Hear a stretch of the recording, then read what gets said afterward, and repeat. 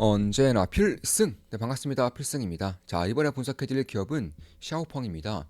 자, 우리 멤버분들은 다들 아실 거예요. 제가 자율주행에 얼마나 많은 관심을 갖고 있는지 다들 아실 거라고 보고 있습니다. 특히나 내년 2025년도는 중국과 미국과 중국이 2020년, 2019년대 때부터 2025년까지 자율주행 인프라를 완성시키겠다라고 말한 기준이 되는 해입니다. 다만 제가 지금까지의 흐름을 봤을 때 미국은 조금 더 시간이 걸릴 것 같고요. 근데 중국은 내년이면 괄목할 만한 자율주행 섹터의 성장이 발생할 수 있을 거라고 보고 있어요. 이미 자율주행과 관련된 인프라 투자가 원활하게 진행되고 있기 때문에 그런 것입니다. 따라서 자율주행 섹터에서 어마어마한 성장성이 나올 수 있는 기업들의 관심을 가져야 할 때라고 보고 있는 것이고, 저는 그 중에 한 기업으로 샤오펑을 좀 주목하고 있습니다. 제가 왜 샤오펑에 대해서 주목하고 있는지, 그리고 샤오펑이 자율주행 전기차뿐만 아니라 이 UAM 플라잉카라고 하죠. UAM과 로봇에서도 중국에서 압도적인 경쟁력을 지니고 있는 기업이에요. 이런 것들에 대해서도 한번 분석을 좀 해드리겠습니다. 샤오펑은 중국 최고의 기술력을 가지고 있는 자율주행 모빌리티 기업이라고 보시면 돼요. 참고로 전기차뿐만 아니라 UAM 쪽에서도 압도적인 경쟁력을 가진 1등 기업입니다. 자, 폭스바겐이 중국 시장에서 처참하게 발리다 못해 거의 사라질 위기에 처하자마자 가장 먼저 했던 것들이 샤오펑과 협력을 맺은 일이에요. 그러니까 전략적 투자를 통해서 2026년부터 이제 차종을 본격적으로 내놓겠다고 밝히고 있는 만큼 폭스바겐과 샤오펑이 기술적 협력을 이룬다는 것입니다. 그럼 샤오펑과 폭스바겐이 어떤 것들을 원하고자 하느냐? 샤오펑 같은 경우는 자율주행 기술과 그리고 소프트웨어 기술 이런 것들을 제공해 주는 것이고, 폭스바겐 같은 경우는 자본과 그리고 대량 생산 능력을 제공해 주는 것입니다. 참고로 샤오펑 같은 경우는 최근에 나타난 그런 흐름을 봤을 때 수요가 기하급수적으로 올라오고 있어요. 역대 최고치를 갈아치우고 있는 것은 물론이고, 올해 겨울, 그러니까 올해 1월, 2월과 비교했을 때 최근에 10월, 11월의 차량 판매량은 거의 3배가 차이 납니다. 1년도 안 돼서 한 3배가량의 차량에 대한 그런 수요량이 증가하고 있다는 것은 생산 능력이 이제는 딸리고 있는 그런 실정이라는 거예요. 이에 따라 생산 능력을 이제 차지를 할 필요가 있는 것인데, 가져올 필요가 있는 것인데, 이런 것들을 통해서 본인들은 자율주행과 소프트웨어 기술을 중국 내에서 활용할 수 있도록 기술을 제공해 주고요. 폭스바겐은 대량 생산과 자봉력을 제공해 주겠다고 밝힌 것이고, 2016년부터 이제 차량이 본격적으로 나올 것인데, 저는 여기에 따른 그런 혁신적인 흐름이 나올 수 있을 거라고 보고 있어요. 왜냐하면 폭스바겐의 브랜드력과 폭스바겐의 그런 대량 생산 능력과 자본력, 그리고 샤오펑의 자율주행 능력이 결합했을 때 생각보다 거대한 흐름을 만들어낼 수 있을 것 같다라고 보고 있는 것이고, 특히 로보택시에 대한 시작점이 저는 폭스바겐과 샤오펑에 대한 협력을 통해서 나타날 것으로 보고 있습니다. 왜냐하면 로보택시 같은 경우는 필수적인 것 중에 하나가 바로 대량 생산이에요. 자동차의 대수가 기하급수적으로 좀 늘어나야지만 로보택시가 상용화될 수 있는 것입니다. 왜냐하면 아무리 기술력이 좋으면 뭐합니까? 소비자 입장에서 자율주행 택시를 부르는데 30분, 40분이 걸려버리면 로보택시는 의미가 없어져 버리죠. 따라서 이런 것들을 바로바로 올 수 있게끔 5분 내에 도착할 수 있게끔 하려면 마구잡이식의 대량 생산이 가능해져야 된다는 것인데, 이에 따라서 폭스바겐이 저는 최고의 도움이 될 수 있을 거라고 보고 있는 겁니다. 따라서 폭스바겐과 샤오펑이 협력을 맺었다는 것 자체가, 일단 폭스바겐은 샤오펑이 이제 본인들의 중국 시장 내에서 가장 경쟁력과 그리고 강점을 지닌 기업이라고 판단이 섰을 거라는 것이고, 샤오펑 같은 경우는 마찬가지예요. 폭스바겐이 지금까지 대중적인 이미지를 거머쥐기 위해서 굉장히 노력을 했단 말이에요. 근데 샤오펑 같은 경우는 이미 중국 내에서 대중적인 이미지를 가지고 있습니다. 자, 쉽게 말해서 대표적인 경쟁사가 니오죠. 리오토 이런 기업들은 이제 고급화를 이제 추진하고 있는 것인데, 아니면은 아예 저가 상품을 추진하고 있는 것인데, 샤오펑은 대중적인 이미지 그리고 이제 자율주행 소프트웨어를 통해서 젊은 층을 이제 타겟으로 잡고 있다는 거예요. 그러니까 니오와 리오토와는 약간 타겟층 자체가 다른 것이고, BYD 같은 경우는 이제 대량 생산과 배터리의 강점이 있지만 문제는 소프트웨어에 대한 능력이 거의 없어요.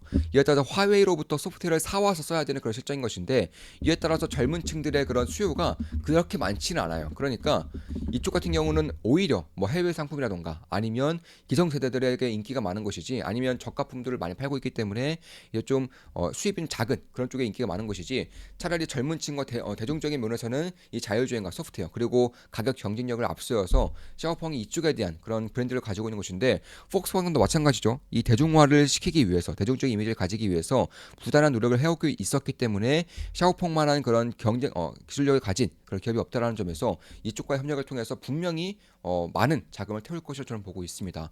따라서 2016년부터 출시가 될 것이고 차량 제조 기술 플랫폼에 대한 협력을 나눌 것이기 때문에 아마 저는 대량 생산이 꽤나 빠르게 올라갈 것이고 지금 현재 샤오펑에 대한 수요가 기하급수로 올라가는 것을 바탕으로 봤을 때에는 아마 내후년부터는 수요가 더욱더 올라오는 것을 봤을 때 샤오펑 내에서는 그런 수요를 쳐낼 수 없을 정도로 저는 올라갈 것을 보고 있어요. 그냥 공급량보다 생산 능력보다도 수요가 더 올라갈 것을 보고 있는 것인데 여기에 폭스바겐이 굉장히 큰 도움이 될 수 있을 거라고 생각을 하고 있는 것입니다. 자, 지금 보시면 샤오펑의 판매 실적이에요. 지금 보시면 11월 달 한 달 동안 무려 3만 1,000대 정도를 팔았습니다. 3만 1,000대를 한 달 동안 판 거예요. 또한 이제 그냥 대비해서도 50% 이상이 증가한 것이고 1월부터 11월에 누적 판매 대수가 15만 대인데 한 달에 3만 1,000대를 판 겁니다. 그러니까 1월 달 대비해서 2월 달 대비해서도 판매량이 최소 2배 이상은 올라오고 있다는 거예요. 2배에서 3배 가까이는 올라오고 있다는 것입니다. 이거 엄청난 성장성을 보이고 있는 거예요. 그만큼 샤오펑에서 최근에 내놓은 그런 제품이라던가 되게 자율주행 혹은 소프트웨어에 대한 그런 강점이 젊은 층과 대중적인 면모에서 그런 강점을 보이고 있기 때문에 이 정도의 흐름이 굉장히 빠른 시일 내에 나타나고 있다. 이렇게 보고 있는 것이고 따라서 4만 대 돌파했다는 점, 3개월 연속 최고 대수의 판매량을 보이고 있다는 점은 결국 연속성이 있다는 겁니다. 추세가 만들어지고 있다는 거예요. 샤오펑이 이제 추후에 로보택시라던가 혹은 자율주행 시스템을 본격화할 것인데 특히나 내년부터는 샤오펑의 그런 목표 중에 하나가 첫 번째는 흑자 전환이고요. 이제 내년 하반기 정도부터 흑자 전환을 목표로 두고 있습니다. 두 번째로는 자율주행 혹은 소프트웨어 부분에서 이제 레벨 4의 그런 흐름까지 나타날 수 있게끔 하겠다는 것입니다. 참고로 지금 테슬라 같은 경우도 레벨 2에서 레벨 3 정도 됩니다. 테슬라도 내년을 필두로 해서 레벨 4 정도를 목표로 두고 있을 텐데 샤오펑도 마찬가지로 레벨 4를 목표로 두고 있다는 것입니다. 참고로 테슬라와 가장 닮은 그런 브랜드를 가진 기업은 샤오펑입니다. 테슬라와 가장 닮은 그런 AI 카메라던가 자율주행 시스템 혹은 디자인, 내부 인테리어까지 그냥 빼다 박았어요. 샤오펑이 테슬라를 그만큼 모방하고 있다는 것이고 안 좋게 말하면 베끼고 있다는 것이죠. 다만 중국 기업들이 그런 식으로 커왔다는 것은 누구도 부정할 수 없어요. 대한민국 기업 중에서도 이제 중국 제품들에 따라잡힌 기업들 보면은 대부분의 중국 기업들이 초반에 모방한다거나 혹은 베끼기를 통해서 경쟁력을 키워온 것은 대부분입니다. 뭐 대표적으로 OLED, 가전, TV 다 마찬가지예요. 혹은 자동차까지 혹은 반도체까지도 이제는 반도체 조선까지도 넘보고 있죠. 그런 것들을 봤을 때 샤오펑이 테슬라와 가장 닮았다는 것은 그만큼 샤오펑이 모방을 잘하고 있다라고 볼 수 있는 부분입니다. 물론 저는 한국이기 때문에 중국의 이런 행보가 굉장히 마음에 들진 않지만 일단 돈을 투자하는 입장에서는 그럼에도 샤오펑에 대한 그런 흐름을 볼 필요가 있다고 보고 있는 거예요. 왜냐하면 내년부터는 테슬라 못지않은 자율주행 시스템을 손에 거머쥘 것이고 이미 테슬라 못지않은 자율주행 시스템을 중국 내에서는 보유하고 있습니다. 이미 보유하고 있어요. 두 번째로는 테슬라보다 훨씬 더 강한 가격 경쟁력을 가지고 있다는 점. 세 번째로는 테슬라와 가장 닮은 자동차들을 대량 생산할 수 있는 유일한 기업이라는 점. 이런 것들을 볼 필요가 있다라는 것입니다. 따라서 샤오펑의 모델만 보더라도 테슬라와 굉장히 닮았어요. 이런 것들을 보면은 특히 세단 같은 경우는 테슬라에 거의 빼다 닮았습니다. 지금 보시면 샤오펑은 BYD뿐만 아니라 해외 진출을 굉장히 강력하게 추진하고 있는 기업 중에 하나입니다. 특히 이제 북미 같은 경우는 관세가 100% 이상 붙기 때문에 미국을 제외한 해외로 그런 진출을 꾀하고 있는 것이고 대표적으로 뭐 유럽 뭐 동남아라던가 남미 이런 쪽을 될 수 있습니다. 참고로 유럽 같은 경우도 중국차 전기차에 대해서 관세를 20% 이상 붙이고 있지만 그럼에도 유럽 차들보다도 훨씬 더 저렴해요. 관세가 20%더 추가되더라도 훨씬 더 저렴한 가격 경쟁력을 가지고 있기 때문에 그런 것들을 봤을 때에도 해외에 대한 진출이 가시화되면 될수록 중국의 압도적인 가격 경쟁력과 그리고 소프트웨어 능력을 봤을 때 저는 꽤나 위협적인 존재가 될 수 있을 거라고 생각을 하고 있습니다. 특히 이제 테슬라 FSD와 가장 닮은 엑스파일럿이었던가 혹은 뭐 테슬라 오토파일럿이면은 테슬라는 이제 샤오펑은 엑스파일럿 혹은 XGMP, XNGP 이런 것들이 제공될 수 있기 때문에 결국 중국 내에서는 가장 뛰어난 자율주행 경쟁력을 가지고 있다는 것은 사실 뭐 화웨이와 더불어서 샤오펑이 가장 강력한 경쟁력을 가지고 있는 것이고 특히나 화웨이, 바이두, 포니 AI 이런 중국에서 대표적으로 자율주행 기업으로 꼽히고 있는 기업들의 대표적인 특징이 생산 능력이 없어요. 그러니까 바이두도 마찬가지고 화웨이, 뭐 포니 AI 이 대표적인 AI 소프트웨어 기업들이죠. 그런데 생산 능력이 전무합니다. 근데 샤오펑, 오로지 샤오펑만이 테슬라와 비견될 정도의 자율주행 소프트웨어 기업을 가지고 있는 것이고 특히나 대량 생산 능력이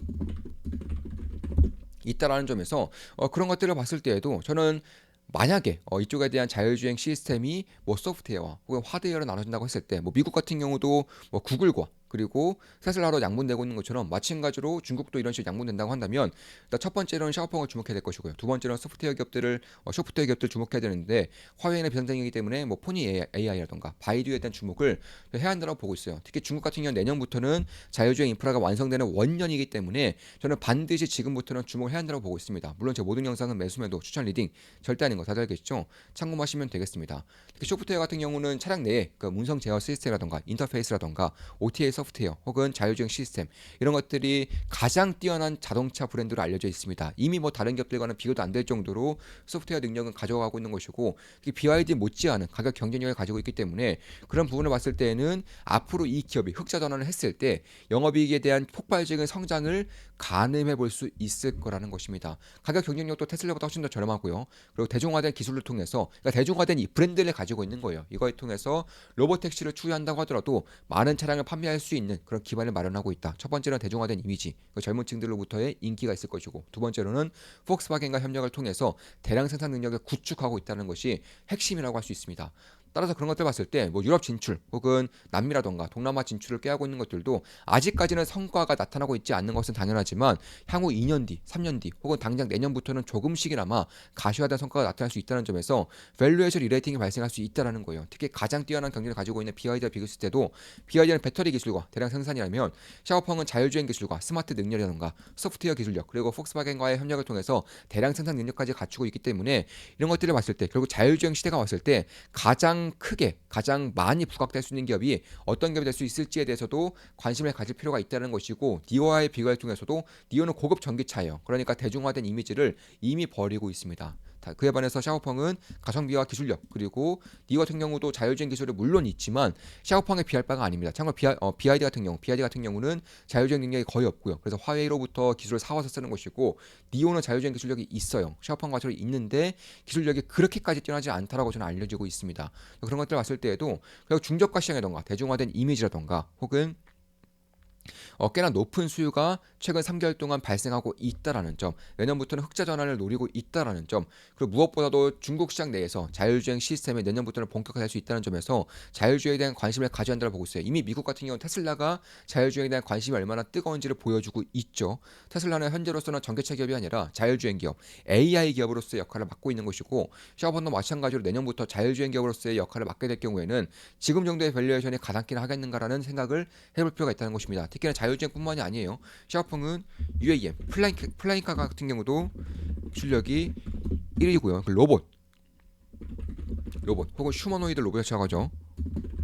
로봇 같은 경우도 테슬라를 그대로 따라가고 있어요. 여기서도 이제 탑3 안에 드는 경쟁력을 보유하고 있습니다. 물론 휴머노이드 로봇은 아직까지 상용화되고 있지 않기 때문에 어떤 기업이 가장 먼저 치고 나갈지는 몰라요. 다만 샤오펑의 기술력을 봤을 때 탑3 안에 드는 것은 높은 확률로 맞는 얘기가 될 수 있습니다. 그래서 그런 부분들을 봤을 때에도 자율주행을 시작으로 해서 내년부터 자율주행과 전기차에 대한 대량 생산을 시작으로 해서 이후까지 봤을 때 UAM과 휴머노이드 로봇을 봤을 때에도 테슬라를 그대로 빼다박고 있다. 그러니까 플랭크를 제외하고 저는 로봇과 자율주행 부분에서 AI 부분에서 테슬라를 그대로 따라가고 있다는 점에서 현재 테슬라의 주가가 자율주행을 통해서 관심을 받고 있는 것처럼 샤오펑도 내년부터는 그런 시기가 올 수 있다는 점을 투자자로서 염두에 둘 필요가 있습니다. 참고로 제 모든 영상은 매수매도 추천 리딩은 아닙니다. 참고하시면 되겠습니다. 테슬라 샤오펑 같은 경우는 자율주행에 대한 그런 부분들을 저는 지금부터는 봐야 한다고 보고 있는 거예요. 이것으로 방송 마치겠습니다. 지금까지 샤오펑에 대한 분석이었습니다. 그리고 자율주행 시스템에 대한 분석해드렸고 특히 내년부터 중국 내에서 자율주행 인프라가 완성되는 원년이라는 점에서 저는 자율주행 섹터에 대한 관심을 가져야 한다고 생각하고 있어요. 필승 구독, 알림 설정, 좋아요는 여러분들께 도움이 됩니다. 필승!